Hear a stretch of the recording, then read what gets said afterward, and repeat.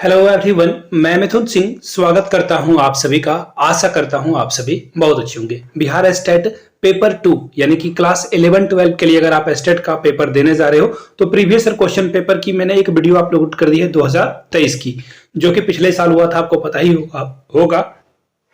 अब बात करते हैं 2020 में भी एक स्टेट का पेपर हुआ था, तो 2020 का पेपर जो है क्या पूछा गया था उससे आपको आइडिया लग पाएगा। एक्चुअली 2020 का जो पेपर था 2023 से ज्यादा टफ था। अगर टफ होता है पेपर तो आपको 2020 का पेपर डेफिनेटली सॉल्व करके ही जाना चाहिए। तो चलिए इस पेपर को हम लोग देखेंगे। उससे पहले मैं आप लोगों को बता दूं, अगर आपको 2020 और 2023 दोनों का पीडीएफ चाहिए तो आप क्या कर सकते हो, यहां से मेरी ईमेल आईडी देख लो, yourmithunsingh@gmail.com पे आप मुझे मेल कर सकते हो। इंस्टा पे हो then do follow me @imithunsingh। वहां से जो है आपको previous year question paper available करा दिया जाएगा। बस एक छोटा सा मिनिमम अमाउंट पे करना है, 25 रुपीज में दोनों पेपर आपको, दोनों पीडीएफ जो है विद आंसर की मिल जाएंगे। और साथ में बीपीएससी का जो मेन पेपर हुआ है वो भी आपको मिल जाएगा विद आंसर की। बीपीएससी का भी पेपर आपको जो है टीआरई 2.0 और 1 का जो है दोनों का पेपर आपको दे दिया जाएगा। तो चलिए अब जिनको फ्री में देखना है तो वो देख सकते हैं, स्क्रीनशॉट लेकर भी आप जो है पीडीएफ बना सकते हो। तो देखिए ये आपको यहां से देखिए मैं डेट दिखा देता हूं, पेपर कब हुआ था, ईच एंड एवरीथिंग।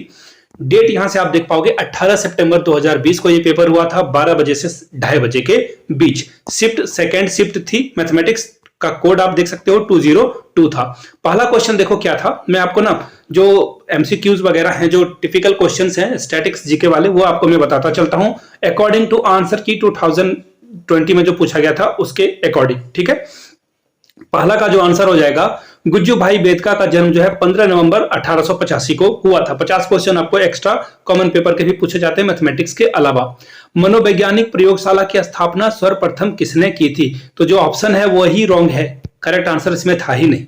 ठीक है, अब आगे देखिए, राष्ट्रीय पाठ्यचर्या की रूपरेखा 2005 के अनुसार शिक्षक की भूमिका क्या है? तो सुविधादाता, इंग्लिश में बोलोगे तो फैसिलिटेटर की जो है पर्सनालिटी होनी चाहिए टीचर की। आगे देखिए क्वेश्चन नंबर 4, ये भी जो है ऑप्शन गलत था। शिक्षा मनोविज्ञान अध्यापकों की तैयारी के अनुसार शिक्षा है, ये 4 ऑप्शन में से कोई करेक्ट नहीं है, ऐसा आयोग का मानना था। मैं आयोग के अकॉर्डिंग आपको बता रहा हूं। अगला प्रश्न देखो, निम्नलिखित श्रृंखला में से जो गायब हुई श्रृंखला है, यानी कि यहाँ पे क्या आएगा, तो आप अगर आप सारे नंबर को ऐड कर दो कॉलम वाइज को ऐड करोगे तो देखिए यहाँ क्या आ जाएगा, 8 + 7 + 15 आ जाएगा 30। इसी तरह से इस आप रो को ऐड करोगे तो 9 + 11 आ जाए, 9 को 11 से जोड़ोगे तो 20 और 20 में फिर जोड़ोगे तो ये हो जाएगा 30। अब इसी तरह से आपको यहाँ पे 30 लाना है। पहले से कितना है देखो, वेट मिनट, पहले से देखो ये कितना है, यहां से आपको दिख जाएगा। वेट मिनट में फिर से ला देता हूं, सॉरी फॉर इनकन्वीनियंस। देखिए यहाँ पे पहले से देखो 12 और 10 है, दोनों को ऐड करोगे तो 22 आ जाएगा।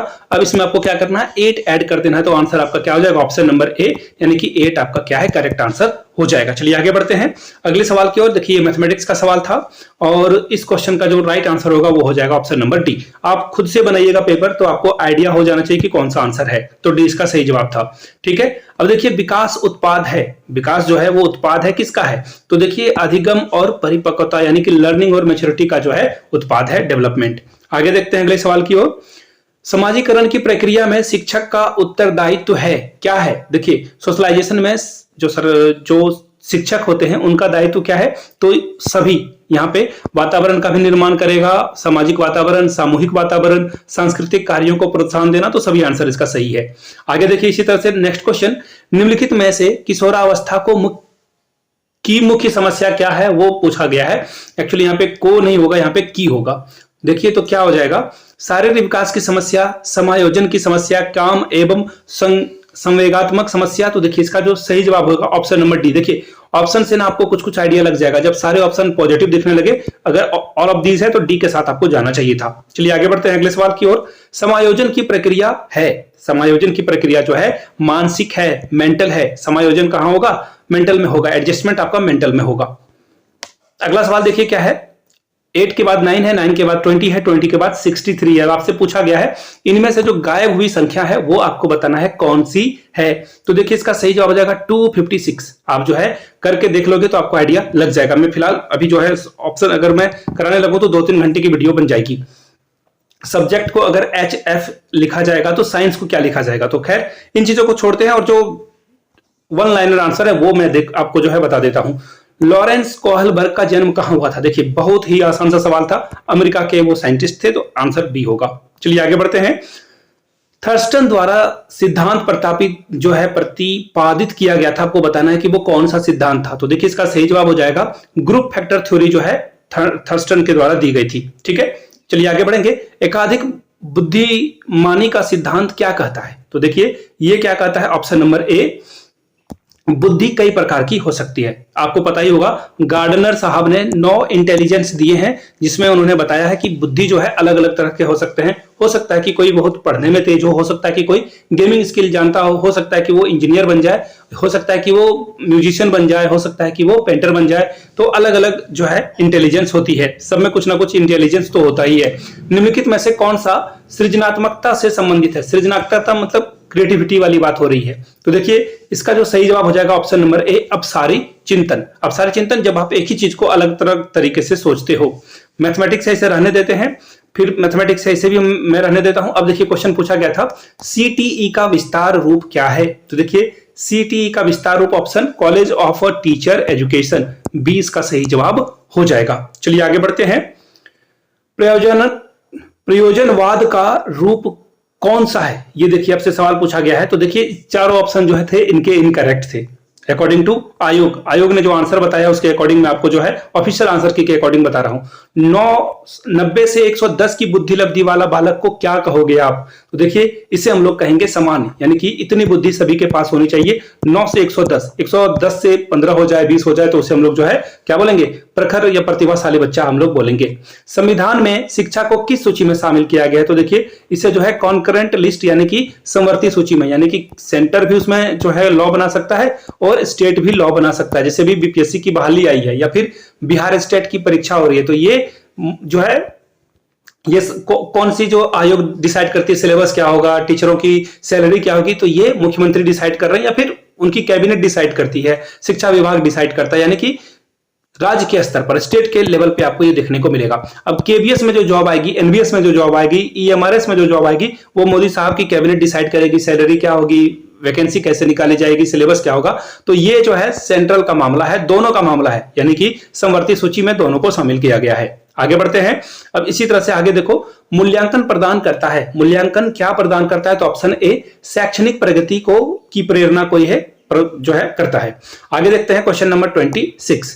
क्वेश्चन नंबर 26 में देखिए क्या पूछा गया है, एक अध्यापक के समक्ष सर्वाधिक महत्वपूर्ण चुनौती कौन सी है? तो देखिए अगर ध्यान से आप देखोगे तो इसमें जो ऑप्शन बी आपको दिख रहा होगा, शिक्षण अधिगम की प्रक्रिया को रुचिकर बनाना, यानी कि इंटरेस्टिंग वे में पढ़ाने की बात को जो है यहाँ पे सबसे अधिक माना गया है।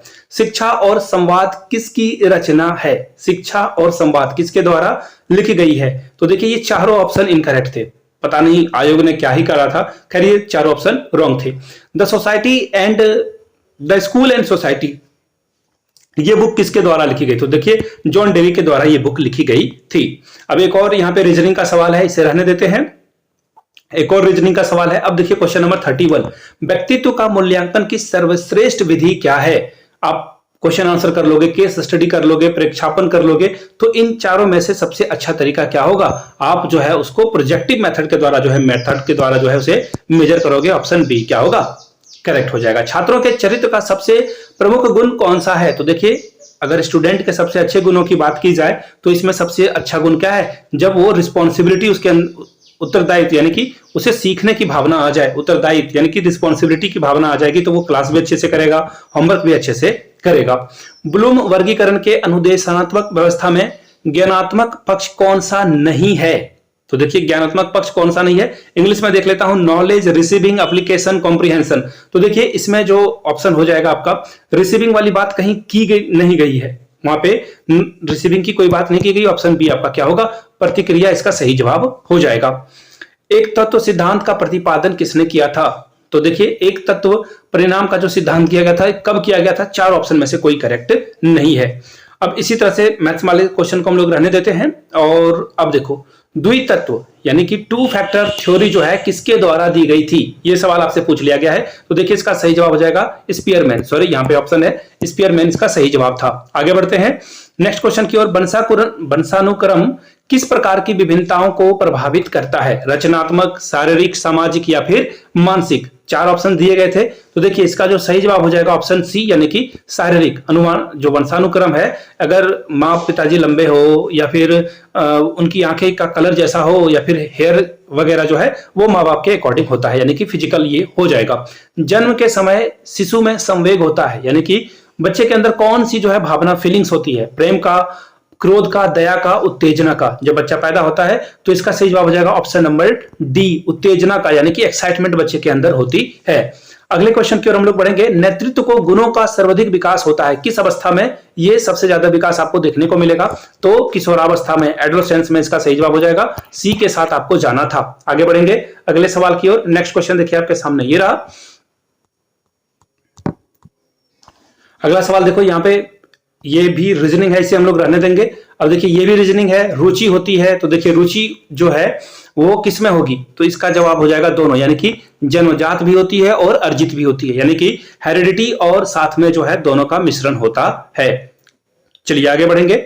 चिंतन की प्रक्रिया में सबसे कम महत्वपूर्ण क्या होता है? तो देखिए चिंतन जो है सबसे कम महत्वपूर्ण जो होगा वो होगा मांसपेशी, यानी कि सी का क्या होगा? सही जवाब हो जाएगा। शिक्षण रणनीति में निम्नलिखित में से किस पर बल दिया जाता है? सबसे ज्यादा बल किस पे दिया जाता है?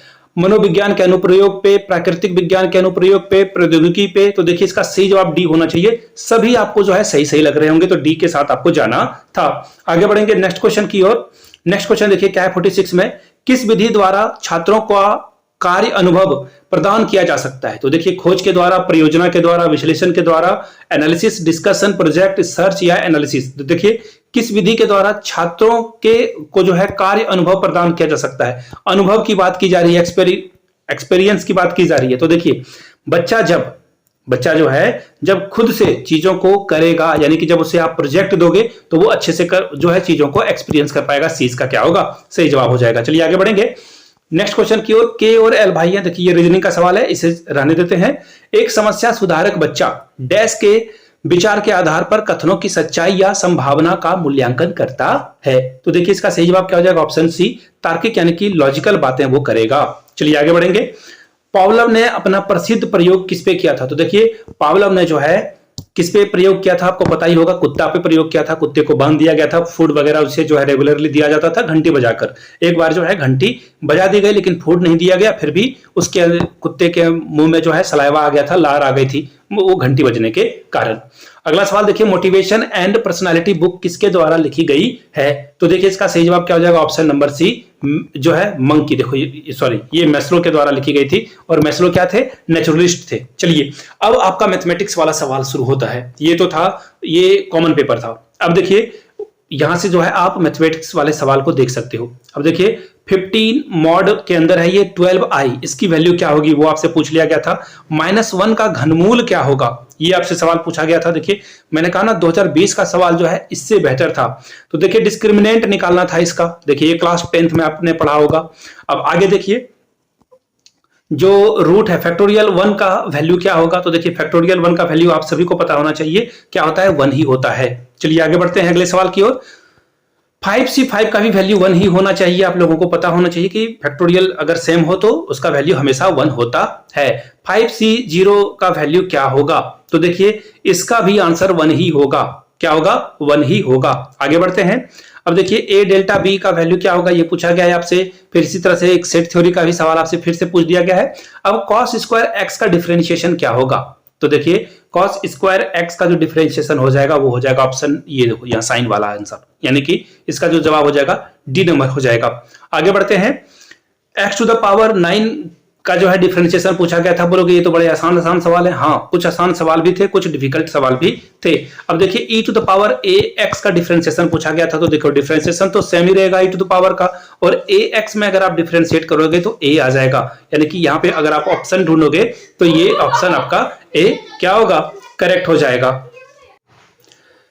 अगला सवाल देखिए आप क्या पूछा गया है। अगला सवाल देखिए क्या है, आपको डिफरेंशिएट करना था ट्वाइस 10x को ट्वाइस अगर आप डिफरेंशिएट करोगे तो क्या रिजल्ट आएगा। तो देख लो, डिफरेंशिएशन इंटीग्रेशन वाले सारे फॉर्मूलों को रट कर जाइए, काम आपका वहां से बहुत सारा जो है सवाल पूछा गया था। अब देखिए, इस डिटर्मिनेंट का वैल्यू पूछ लिया गया था क्वेश्चन नंबर 65 में, ठीक है। अब अगर आप इसे बनाओगे तो इसकी वैल्यू 0 आएगी, आप घर पे बनाकर देखना।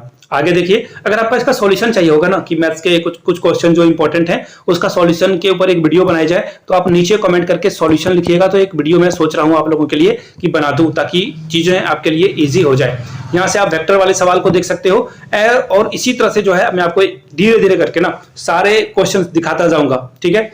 यहां से देखो, लिमिट से सवाल पूछा गया था, समीकरण जो है ये देखो, ये कौन सा इक्वेशन है, ये डिफरेंशियल इक्वेशन से सवाल आपको देखने को मिलेगा। अब यहां से एक और बार जो है आपको जो है लीनियर इक्वेशन दे दिया गया है, इसे जो है सॉल्व करने के लिए जो इंटरसेक्टिंग पॉइंट होगा वो आपसे पूछ लिया गया था। अब इसी तरह से देखिए, एक और डिफरेंशियल इक्वेशन आपको दिया गया है, इसका सॉल्यूशन आपसे पूछा गया है क्या होगा, ठीक है। आगे देखिए, एक और जो है डिफरेंशियल इक्वेशन दिया गया है, पीआई आपसे पूछा गया है कि पीआई इसका क्या निकलेगा। इसी तरह से एक और डिफरेंशिएशन है, इसका सीएफ आपसे पूछा गया है, सीएफ आप कैसे निकालोगे। अब इसी तरह से आगे बढ़ोगे तो देखिए, ये मैट्रिक्स का सवाल है, आपको जो है डबल मैट्रिक्स करना था, इसका रिजल्ट क्या आएगा, एक्स स्क्वायर आपको निकाल कर देना था। 4 ऑप्शन थे, 4 सिंपल मल्टीप्लीकेशन था। ए स्क्वायर जो है, ए जो है इंडिपेंडेंट मैट्रिक्स है, तो ए स्क्वायर बराबर क्या आएगा, ये आपसे सवाल पूछ लिया गया था। इंडेक्स 3 वाले किसी नील पोटेंशियल मैट्रिक्स ए क्यूब का वैल्यू क्या होगा, वो आपसे पूछ लिया गया था। इसी तरह से देखो, वेक्टर वाला एक सवाल आपको दिखेगा, ठीक है। इसी तरह से इनवर्स वाला भी सवाल आपसे यहां पूछा गया था। और अब देखो, ये क्लास 11 का क्वेश्चन आपसे देखने को मिलेगा। क्लास 11 एनसीईआरटी अगर आप पढ़ोगे तो वहां से आपको जो है ट्रिगो अगर आप पढ़ोगे वहां से आपको ये आइडिया मिलेगा। जीपी एपी जीपी के सवाल आपको कर लेने हैं। आगे देखो, इसी तरह से एक बार परम्यूटेशन कॉम्बिनेशन से सवाल आपको यहां से देखने को मिलेगा। साइन थीटा बराबर 0 हो तो थीटा की वैल्यू क्या आएगी, ये सवाल पूछा गया है आपसे। तो इसी तरह से आगे देखिए आप, ये देखो टेंजेंट नॉर्मल का सवाल आपसे पूछ लिया गया है, स्लोप वाला। अब देखो, इसकी ढाल यानी कि स्लोप पूछा गया, इसका स्लोप क्या होगा। इसी तरह से मूल बिंदु से गुजरने वाली रेखा की दूरी क्या होगी, मूल बिंदु यानी कि ओरिजिन से सवाल, इसकी जो दूरी है वो आपसे पूछ लिया गया है। एक पॉइंट ओ है, आप यहाँ पे 0 0 से पुट कर दोगे और वैल्यू आपको निकालने के लिए बोला गया था। इसी तरह से और भी सवाल है, 99 का सवाल देख सकते हो, 100 का। और अब देखिए, एक इंटीग्रेशन शुरू हो चुका है, और इंटीग्रेशन बहुत आसान वाले इंटीग्रेशन आपसे पूछ लिए गए थे। देखो, ये भी आप इंटीग्रेशन देख सकते हो। और इसी तरह से बहुत आसान आसान सवाल। अब यहां से देखो, इसका ट्रेंस निकालना था, ट्रेंस जो ट्रैक है वो कैसे निकालोगे, मैट्रिक्स का ट्रेस जो ट्रैक है उसका निकालने का तरीका क्या है, आइजन वैल्यू कैसे निकालते हैं, यहां आपसे ये पूछ लिया गया था, आइजन वैल्यू निकालना है। अब देखो, मैं एक और दिखाता हूं, फिलहाल यहां से आप डिफरेंशियल इक्वेशन वाले क्वेश्चन को देख पाओगे। और फिर हर्माइट का जो इक्वेशन है वो पूछ लिया गया था। तो क्वेश्चन देखिए हर जगह से पूछे गए थे, सब कुछ आपको आना चाहिए, ठीक है। अब देखिए, मैं आपको दिखाता हूं, ये देखो, ये ग्रेजुएशन वाला सवाल एक आपको यहां से देखने को मिलेगा। ये देखो, ये ग्रेजुएशन में आपने पढ़ा होगा। अब आगे देखिए, अब आगे जब आप बढ़ोगे तो देखिए, यहाँ पे फिर से एक बार इंटीग्रेशन का सवाल आपको दिखेगा। और इसी तरह से देखिए 1 to 4 में भी आपको जो है कम्यूटेटिव रिंग से पूछ लिया गया है सवाल, और इसका नियामक क्या होगा स्क्वायर का। ये देखो, यहां से भी एनालिटिक कौन सा नहीं है, ये सवाल पूछ लिया गया था। और मैं जो सवाल देखना चाह रहा था, ये देखो, ये रहा इंटीग्रेशन का सवाल, e⁻x वाले क्वेश्चन को यहाँ पे ऐड किया गया था, ये सवाल था। और bnm है तो इसकी वैल्यू क्या होगी। अब देखो, एक और डिटर्मिनेंट का सवाल आपसे पूछ लिया गया है, डिटर्मिनेंट को कैसे सॉल्व करोगे। अब जो इलिपिसॉइड है, इसका इक्वेशन आपसे पूछ लिया गया था, ठीक है। तो इस तरह के सवाल बने थे, बहुत डिफिकल्ट सवाल तो बिल्कुल नहीं थे, बट सब कुछ आपके पास जो है नॉलेज होनी चाहिए। सब कुछ अगर आपको नहीं आता है तो आप आंसर नहीं कर पाओगे, तो सब कुछ आपको आना चाहिए। देखो, एक ये वाला सवाल मैं बहुत देर से ढूंढ रहा था, रैंक निकालने वाले सवाल को भी पूछा गया है, बीपीएससी में भी इसका सवाल आपसे पूछ लिया जाएगा, ठीक है। और इसी तरह से अब देखिए, ये देखो, ये कितना प्यारा सा सवाल है, ट्रिगोनोमेट्री इनवर्स का सवाल है ये, यहां से आप जो है चीजों को देख पाओगे। और ये रहा इंटीग्रेशन वाला सवाल। तो ये 150 सवाल थे, इसके आंसर की भी है। जिनको पीडीएफ लेनी है 2020 और 2023 दोनों का पीडीएफ आपको जो है ओनली 25 रुपीज में प्रोवाइड कर दिया जाएगा। कहीं फ्री में मिलता है तो ले लो आप, अदरवाइज यहाँ से ईमेल आईडी देख लो मेरी, yourmithunsingh@gmail.com पे आप मुझे मेल कर सकते हो। इंस्टा पे हो then do follow me @imithunsingh, वहां से पेपर आपको मिल जाएगा। Thank you so much.